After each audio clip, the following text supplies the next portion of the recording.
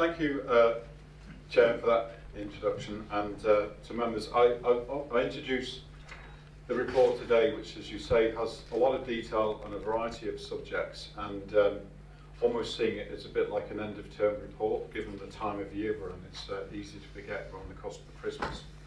Firstly, by way of introduction, Chair, I think it's important to put on record our thanks as a team for the board support in relation to growing the headcount of the organisation, the investment in neighbourhood policing, and the development of 3 big business cases for modernisation of the future. But we are, I recognise, here at the end of a unique year with unique challenges, and there are some legitimate public concerns about a range of policing matters which I will address today. I think it's important, though, to begin by recording my appreciation for the dogged determination of both officers and staff, and indeed the leadership of the organisation, in supporting the executive in the fight against this awful illness, which is obviously the first pandemic we've had to deal with in a century. I do appreciate the comments that yourself and others are making about judgments, about both policing style and how we've met the challenge of policing in a COVID environment. And absolutely, we accept we cannot get everything right. We've been at the forefront of policing a fast-moving and changing legislative environment, as well as the virus itself and all the issues that go with it, so that we recognise there's sometimes more to do. But we are reflective as an organisation. I think history shows that. We have conducted our own review this year with the Garda Corner to look at lessons learned in terms of what you could describe as COVID-1. We do have your report, your reference, Chair, which we are working through in a systematic way at the moment. We'll reply back to that in March, and indeed we wait the report from the Ombudsman herself in relation to some other elements of how we policed parts of the COVID year, and I'll return to that later. It is good to welcome, as you say, colleague Lynn Owens, the Director General of the NCA, on the call today, showing the support for how they're shifting their emphasis to more high-impact operations to support the fight against serious and organised crime here.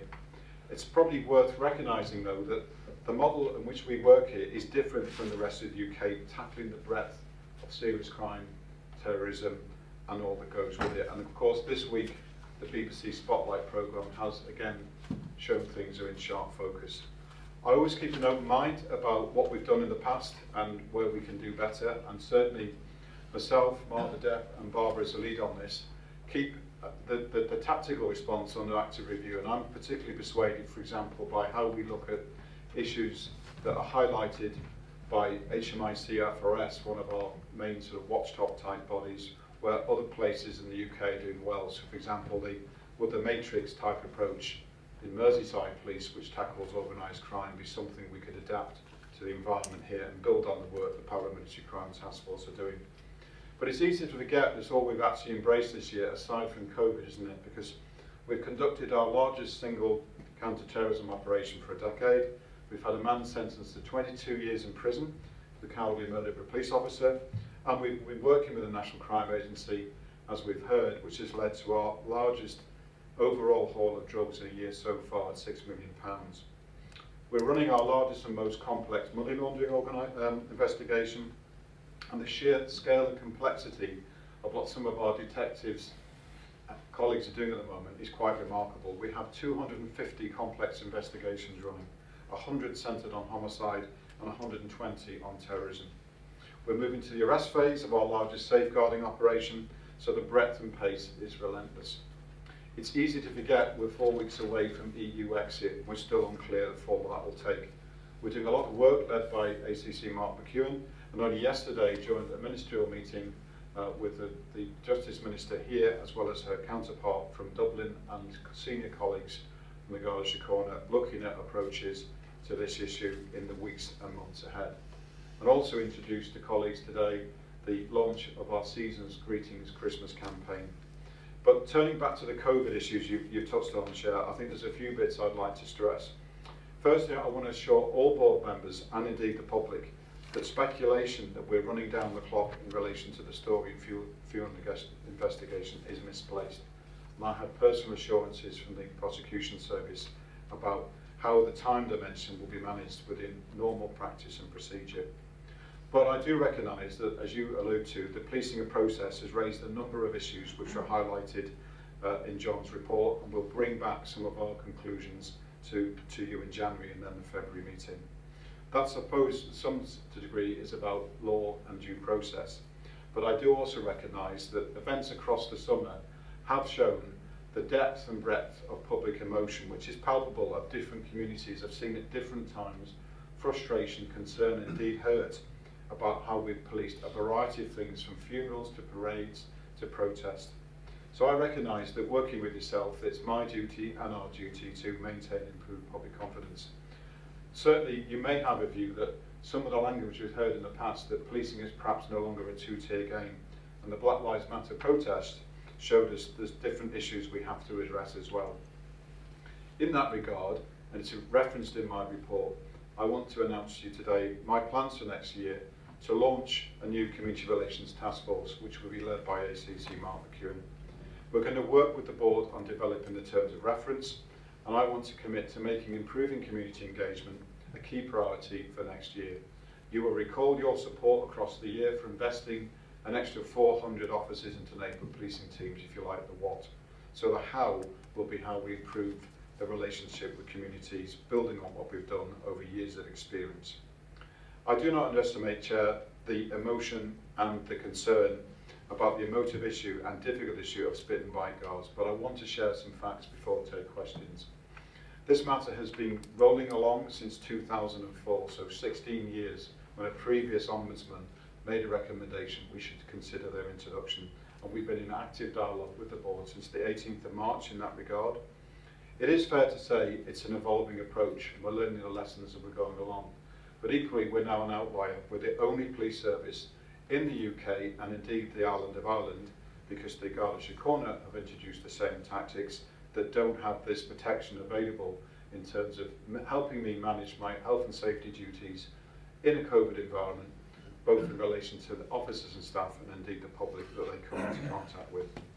It is worth stressing, for the avoidance of doubt, that our opinion is that spit and bite guards absolutely are a lawful tactic, and indeed is something your previous Human Rights Advisor, Alison Kilpatrick, reminded us of in the previous report. We have tried to listen really hard. So we've seen, for example, evidence for the Independent Service Medical Panel, which is something the National Police Chiefs Council used to test the viability of different use of force tactics. And they would stress that spit and bite guards are actually a safe tactic, and they help address some of the concerns. We carried out our own research, which will point to, for example, from the officer's point of view, of a small-scale study that shows being spat at and having spit in your face, in your mouth, in your eyes, has caused acute stress and sleeplessness. So there's an impact on officers that have to deal with this difficult issue. This has been a real-time experiment though, so the situation and the data we have now is different to that we shared with you in March when we made our initial decisions. There's been nearly 300 spitting and biting incidents since the start of the rollout. So some may agree that to a certain extent some people are trying to weaponise spitting and biting in the COVID environment because of the anxiety that causes to officers and staff. But I think sometimes the debate focuses on one end of that behaviour. A third of the incidents we're dealing with are actually bites. So face guards and helmets and other alternative means of protecting staff just won't work. The other issue is that we've taken this issue really seriously, and it is, in our view, the least difficult use of force. It's the most proportionate way of dealing with people that are sometimes extremely violent in terms of the resistance they offer officers, because mostly these spit and bite guards are used in arrest and conflict situations. So 2/3 of the deployments are in the arrest phase, and a third of those are actually on the street, which just again shows how spontaneous are some of the issues that we have to face. We've looked at independent tests to see as best we can the effects of wearing a spit and bite guard under people under stress, and from the medical evidence we've seen, there's been no deterioration in terms of, for example, things like blood oxygen saturation, which would point to any medical risk of using the kit. But we do listen.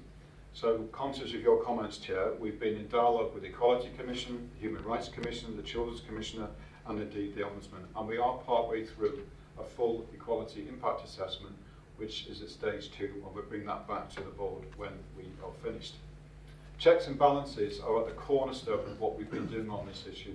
You are aware that we will mandate the use of body-worn video when officers apply this tactic, and sometimes a prisoner under arrest will also be filmed in a cell van, and of course as a matter of routine in the custody centre.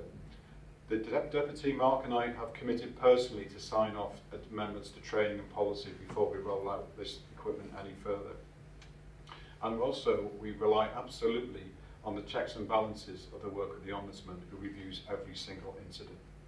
She has told me that spit and bite guards are an important part of that check and balance that she will look at. So she's said in a public comment, the spit and bite guards are made of a mesh type fabric and are placed over an individual's head to reduce the effects should that person attempt to bite or spit at officers. The Ombudsman acknowledges the competing obligations of me, the Chief Constable, to ensure the health and safety of my staff, and the human rights obligations to ensure that spit, hood and bite guards are used properly and proportionally with regard to dignity and the human rights of the subject. So I do rely on the Ombudsman really strongly to make sure that this tactic is used fairly and well. We've deployed it 72 times, and to date there hasn't been one public complaint. I think finally, before I take questions, Chair, it would be remiss not to acknowledge the furore about the investigation this week into the death of the late Patrick Finucane and the comments about a public inquiry. Overall, it reminds us of the difficulties of policing the past and the pain and anger and suspicion that often goes with the investigation of legacy-related deaths. It's worth reminding people that we remain the only institution in law able to investigate Northern Ireland-related crime, and this case sits within my statutory responsibility alongside other trouble-related murders. It's fair to say that previous investigations, which we can detail later, and reports satisfy us that there remain no viable lines of inquiry.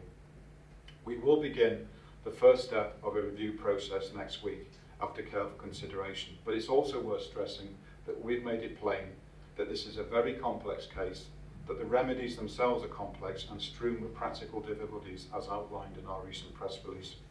There are also extant issues in the purview of the Ombudsman's office which have to be taken into account in any overall decision. So I think, suffice to say, Chair, I can press pause and take questions. Okay.